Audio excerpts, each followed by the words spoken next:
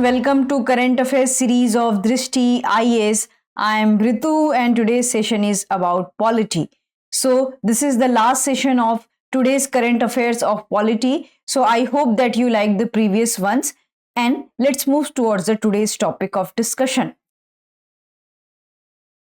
So first of all, we are going to discuss the Corruption Perception Index. Then we are going to discuss annual NESDA report.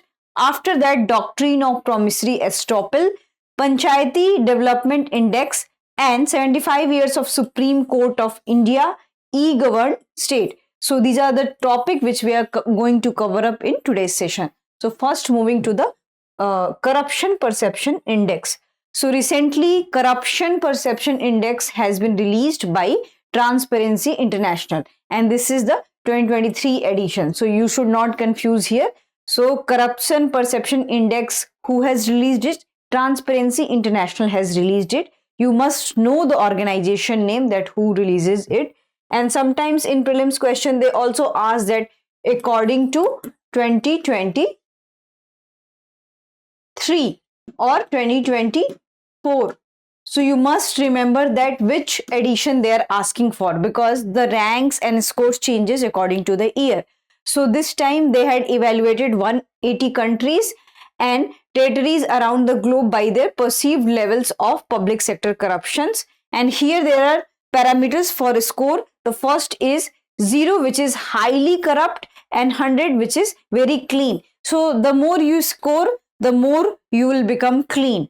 So we will also discuss that how other countries has performed, including India. So what are the key findings of this report? So the 2/3 of countries score below 50 out of 100. So it tells us that, this is a very bad and grim situation of corruption, not just in India, but in entire world, indicating the serious corruption problems. And this is not just related to one country, because entire world is suffering, and more than 2/3 of the countries is scoring less than 50, which tells that government policies are not up to the mark. Law and governance are not working properly, and because of that, we can see this miserable condition in terms of corruption. And global average score is 43, which is also very bad, and most countries showing no improvement, even declining over the past decade. And India is also one of them, because they had not shown improvement into this. Then coming to the next one, which is about top 3 countries. So as usual, Denmark tops the index for the 6th consecutive time, and the Denmark had scored 90, followed by the Finland 87 and New Zealand 85. And why they have scored this much off? Because of the well functioning of the governance system and well functioning of law and order, and also you can say the crisis free country, because they are not indulged into any geopolitics or any geo-conflicts kind of situation. And because of that, we can see that they had scored very high. Then coming to the bottom spots, the bottom spots are Somalia, Venezuela, Syria, South Sudan, Yemen. And they had scored very poor, which is 11, 13, 13, which is very poor in nature. And these countries are, why they have scored low? Because they are conflict-ridden country. They had lots of poverty. They had lots of political conflicts, economic conflicts, and because of that, they have come to this kind of situation. Then we'll move to the another one, which is about the India's rank. So India ranked 93 out of 180, which is also not a good. Out of 180, if your rank is 93, it means that you are also one of the corrupt country. India's score decreased slightly from 40 in 2022 to 39 in 2023. In 2022, India was ranked 85. So this is also showing the very green picture of the country. And you will ask that what are the different reasons for corruption, and you already know that what are the different reasons for corruption in the country. The first reason is that we have indulged ourselves mostly into the communal conflict, the casteist conflicts, gender kind of conflict, and also the political leaders and various other stakeholders of the society, stakeholders of the country are not looking to improve the corrupt situation of this country. Rather than they are working for their own political gains. And because of that, India has reached to this kind of situation. So in order to improve and make India's image as a clean and corruption free, the government should take stringent measure to improve the condition of the corruption, because this is ultimately going to affect the common people of this country. Coming to the next one.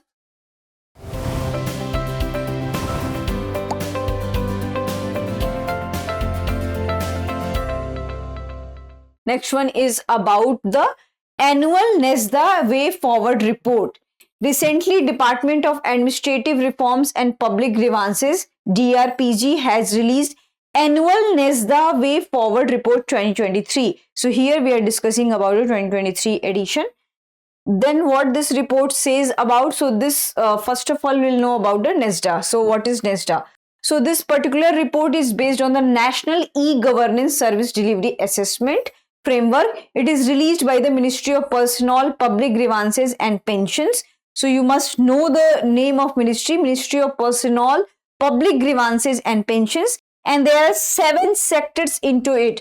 The first sector is local governance and utility services, social welfare including health, agriculture, home security, finance, labor, employment, education, environment, tourism.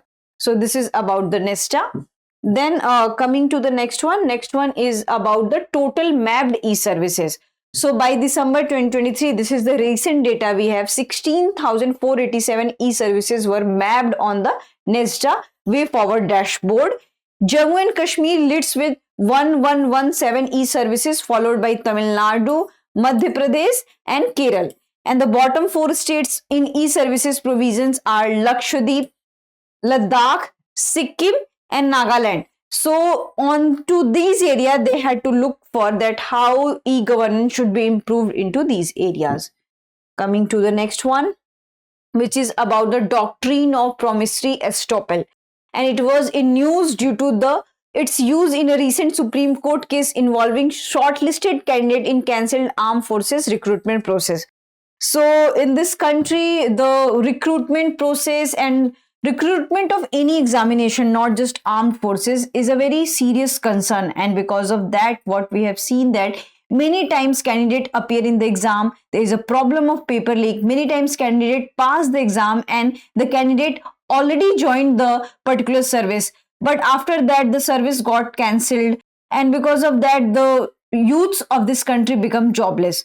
So because of that, a promissory note should be issued, so that in any such kind of situation, the candidates does not have to lose their job.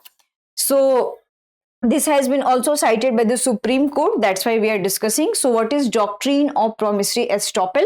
So it is a concept developed in contractual law, because there should be a contract between the appearing student and also the designated authorities. It prevents promisor from backing out of an agreement on the grounds that there is a consideration. So that's why promissory note is needed, and the doctrine is invoked in a court by a plaintiff, the party moving court in a civil action against the defendant, to ensure the execution of a contract or seek compensation for failure. So when you have this kind of note, you can execute, you can demand for execution, you can demand for compensation. So that's why these kind of things are needed. Coming to the next one. Next one is about Panchayati Development Index. Recently, Union Ministry of State for Panchayati Raj. So you must know the name of minister. Union Minister of State of Panchayati Raj released the report Panchayat Development Index, in short PDI. So here we will discuss that what are the things related to Panchayat Development Index. So first of all, we'll know that what is PDI. So it is a composite index that measures the performance of panchayats across the country in order to achieve the localization of sustainable development goals. As you already know that India is a country which is agriculture based. Here, most of the population lives in the villages, and in villages, panchayats plays a very important role. And panchayat is a key thing to know about the administration of a country. So in order to improve the condition of panchayats, in order to bring competitiveness among them and more comfortability and more enhancement and empowerment of the local people, the sustainable development goals which has been preached out at various climatic conferences, and India is also one of the country. So in order to localize the sustainable development goals, because these kind of goals should be started from the bottom, and if it will localize to the villages, then India will be able to achieve its target. So that's why this particular index has been launched, and it provides a holistic and evidence-based assessment of the developed states panchayat, highlighting their strengths and weaknesses. So it will improve competitiveness, and also the condition that this panchayat can become a role model for other panchayat. This panchayat has done a very good job into this, so it can inspire others also. Then coming to the another one, which is key highlights of the report. So ranking and categorizations. So they are ranked at districts, block, village levels based on their overall score, and there are categorization, 4 kind of categorization. D, which is under 40%, C 40 to 60%, B 60 to 75%, A 75 to 90%, and A plus above 90. So these are the categorization, and on the basis of your performance, you will be categorized under these categories. Then what other things about this? Themes and focus areas. So there are 9 themes. And what are the major areas of those themes? Which includes poverty-free and enhanced livelihood, healthy villages, child-friendly village, water-sufficient village, clean green village, self-sufficient infrastructure, socially just and secured villages, good governance, and women-friendly villages. So in all these 9 themes, what are the features and what are the highlight? That these 9 themes just not cover one section of the society. It has also taken care of the economically weaker section. It has also taken care of the socially weaker section, and also women are discriminated because of their gender and caste. So it has also taken care of the women, and it has also taken care of the environment. So it has included every aspect which requires to become a village in a self-sufficient, and Mahatma Gandhi has also advocated for the self-sufficiency of villages. So because of that, these kind of themes has been designed, and if any village panchayat will follow these kind of the themes, the particular panchayat will become self-sufficient in nature. Coming to the another one, which is about the pilot project. So 4 districts of Maharashtra are chosen as a pilot project: Pune, Sangli, Satara, and Solapur. And data from pilot project was used for the report by the Panchayat Development Index Committee. Categorization: 70% of panchayats in the 4 districts fall in the category C, while 27% are in the category B. It means there are chances to improve to jump into the category A and A plus. So there are high chances that we can move to this also. Then we have another one, which is about the Diamond Jubilee, which is the 75th anniversary of the Supreme Court. Recently, Supreme Court has celebrated this thing. And when this Supreme Court, a hall or auditorium made, so on January 28, 1950. So on 26 Jan 1950, we have celebrated our first Republic Day. After 2 days only, we have also inaugurated Supreme Court Hall, and we have celebrated Jubilee year for this Supreme Court celebration. And if you know the history of Supreme Court, so earlier it was the Federal Court of India, which was established under the Government of India Act of 1935, and the jurisdiction of Supreme Court is broader than its predecessor, because it has repealed the British Privy Council as the highest court of appeal. So whenever you ask about India that which is the highest court of appeal, then it is definitely Supreme Court or Apex Court. So earlier it was not like that. Earlier it was like that British Privy Council was the highest court of appeal. But when India got independence, this system got abolished, and they had replaced it with the Supreme Court. Then what other things? Constitutional provisions. So Article 124 to 147 in Part 5 of the Indian Constitution outline the organization, independence, jurisdiction, powers and procedures of the Supreme Court. So judiciary has an independent state in our country, and Article 124 to Article 147 deals with the Supreme Court organization, power structure, the independent thing. Everything will be dealt into this article. So you must remember this article also. And Parliament has authority to regulate these provisions. Then we have another one which is about current composition. So currently 34 judges, including Chief Justice of India, are the part of the Supreme Court, and they are recruited and they are selected through the collegium system, which is also headed by the Chief Justice of this country. In the comment section, you have to tell me that who is the current Chief Justice of this country. Coming to the next one. Next one is about in Kerala has announced its as India's first total e-governed state, aiming to connect government offices and citizens through technology for development and bridging the digital gap. Kerala is a state which is known for its education, known for its development, known for its medical services.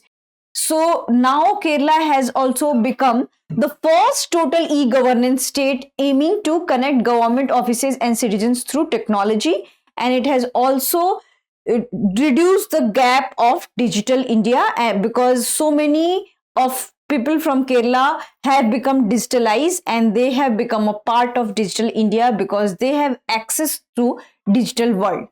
Then what are the other features about it? The other features is about that what is this? So it is a single window portal named 𝐸7𝐸 provides 900 services. So if you'll go to one portal which is 𝐸7𝐸, which will alone provide 900 services, and this is an e-office system, is now operational in various government offices, and Kerala is launching the Kerala fiber optic network to ensure affordable free internet access. It has established India's first digital university and digital science park.